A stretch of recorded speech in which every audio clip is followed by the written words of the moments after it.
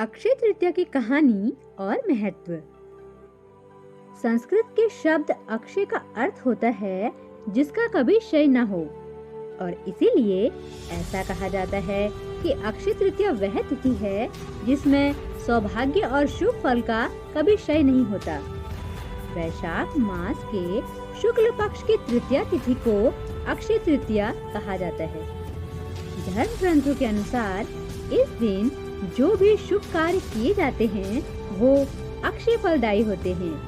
इसे अक्षय तृतीया इसीलिए कहा जाता है।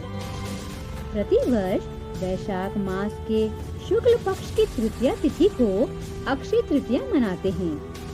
वैसे तो हर महीने की शुक्ल पक्ष की तृतीया शुभ होती है, पर वैशाख मास के शुक्ल पक्ष की तृतीया तिथि का विशेष महत्व है।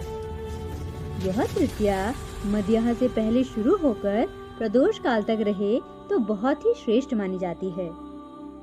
ऐसा माना जाता है कि अक्षय तृतीया पर आप जो भी खरीदारी और निवेश करेंगे उसका मूल्य बढ़ेगा और वह हमेशा आपके साथ रहेगा।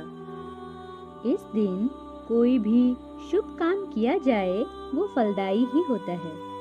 इस दिन विवाह, गृह प्रवेश, वस्त्र आभूषणों की खरीदारी या घर, भूखंड, वाहन आदि की खरीदारी से संबंधित कार्य किए जाते हैं। कुछ लोग इस दिन नया व्यवसाय या नई परियोजनाओं की शुरुआत करते हैं। इसके अलावा इस दिन को सोने और चांदी की खरीदारी के लिए बेहद अनुकूल माना जाता है। इस दिन लोग देवी लक्ष्मी के सम्मान में कीमती धातु, मशीनरी और उपकरण खरीदते हैं। अक्षय तृतीया की कहानी। प्राचीन काल में एक वैश्य था जिसका नाम धर्मदास था। अपने बड़े परिवार के साथ धर्मदास एक छोटे से गांव में रहता था। उसके परिवार में कई सदस्य थे। वह हमेशा अपने परिवार के भरण पोषण में लगा रहता था। आर्थिक स्थिति कमजोर होने के कारण सदैव चिंतित रहता था। जीवन में कष्ट के बाद भी धर्मदास बहुत धार्मिक प्रवृत्ति का व्यक्ति था। उसका सदाचार तथा देवताओं एवं ब्राह्मणों के प्रति उसकी श्रद्धा अत्यधिक प्रसिद्ध थी। वह अपने पूर्वजों से अक्षय तृतीया व्रत के महात्म्य को सुनता आ रहा था। उसका मानना था कि पूर्वजों ने इस दिन को क्षमतानुसार जो पूजा पाठ दान किया, उसी के कारण उसका इतना बड़ा परिवार कभी भूखा नहीं रहता। उसे इस तिथि के प्रति बहुत श्रद्धा थी। वह अक्षय तृतीया के दिन सूर्योदय से पहले उठकर गंगा जी में स्नान करता था। फिर पूर्ण विधि से लक्ष्मी नारायण की पूजा करता था और अपने सामर्थ्य अनुसार जल से भरे घड़े, पंखे, जौ, सत्तू, चावल, नमक, गेहूं, गुड़, घी, दही, सोना तथा वस्त्र आदि वस्तुएं भगवान लक्ष्मी नारायण के चरणों में चढ़ाता था। इनमें से एक हिस्सा प्रसाद स्वरूप अपने परिवार के लिए रखता और एक हिस्सा ब्राह्मणों को दान कर देता। गोमाता को भोजन और गुड़ खिलाता। पितरों के नाम से दान भी करता था। हर वर्ष यह दान देखकर धर्मदास के परिवार वालों को लगता था कि धर्मदास कितना धन इस कार्य में व्यर्थ करता है।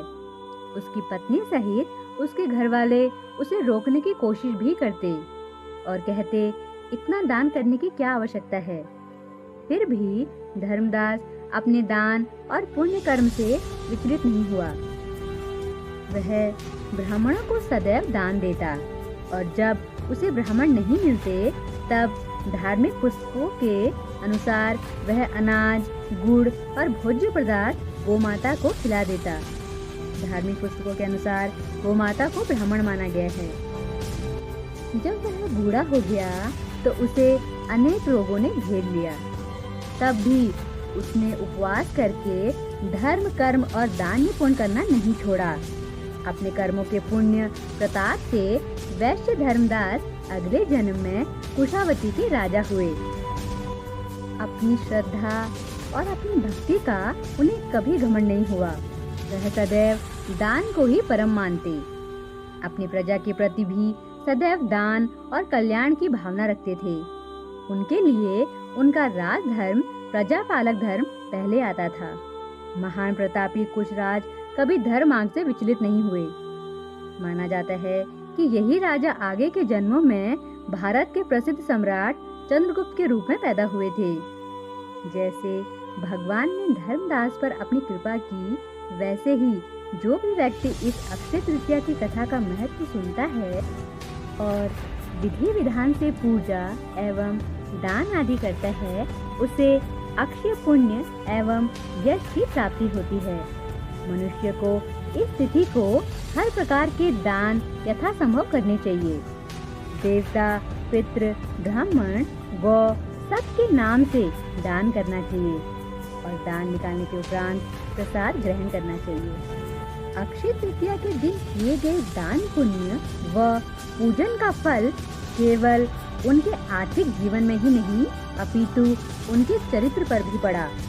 वह अपने अगले जन्म में बहुत धनी एवं प्रतापी राजा तो बने ही, उसके साथ साथ शीलवान, महादानी एवं धर्मवान भी बने। कहते हैं कि उनकी तपस्या, पूजा पाठ और दान से त्रिदेव इतने प्रसन्न थे कि त्रिदेव भी उनका दान के उत्सव में ब्राह्मण का वेश धारण करके उनके महायज्ञ में शामिल होते थे। अक्षय तृतीया का महत्व। वैशाख तृतीया को ही भगवान परशुराम ने भगवान विष्णु के छठे अवतार के रूप में जन्म लिया था। यह दिन परशुराम जयंती के रूप में मनाया जाता है। वेद व्यास जी ने गणेश जी के साथ महाभारत लिखने की शुरुआत इसी दिन से की थी। इसी दिन भगवान कृष्ण ने अपने मित्र सुदामा को महल और धन धान्य से परिपूर्ण करके दोस्ती का फर्ज निभाया था। वैशाख तृतीया को महाभारत का युद्ध समाप्त हुआ था। इस दिन से सतयुग और त्रेता युग का आरंभ माना जाता है। उड़ीसा के प्रसिद्ध जगन्नाथ मंदिर की रथ यात्रा के लिए रथ बनाने की शुरुआत इसी दिन से की जाती है। रसोई और भोजन की देवी अन्नपूर्णा के जन्म दिवस के तौर पर भी इस दिन को मनाते हैं। इस दिन गंगा नदी स्वर्ग से उतरकर धरती पर आई थी। इस तिथि गंगा स्नान का विशेष महत्व माना जाता है। वृंदावन में केवल अक्षय तृतीया के दिन ही बांके बिहारी जी के चरण कमल के दर्शन होते हैं। 4 धाम की यात्रा के भगवान बद्रीनाथ मंदिर के पट अक्षय तृतीया के दिन से खोले जाते हैं। इस दिन सनातन धर्म में इतनी सारी धार्मिक घटनाएं हुई, इसलिए अक्षय तृतीया का अत्यधिक महत्व है।